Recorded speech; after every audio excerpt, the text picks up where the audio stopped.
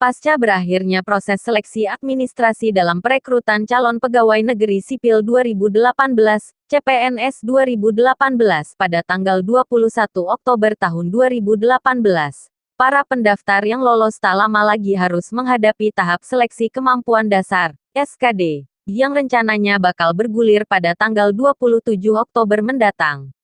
Lantas, apa saja yang harus dipersiapkan pelamar guna mengikuti tes SKD pada CPNS 2018?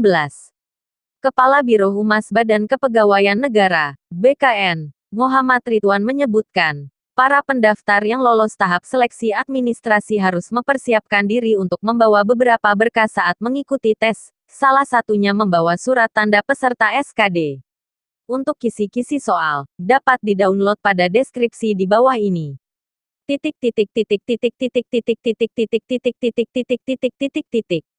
Silakan like, share dan subscribe Serambi Dakwah channel ini.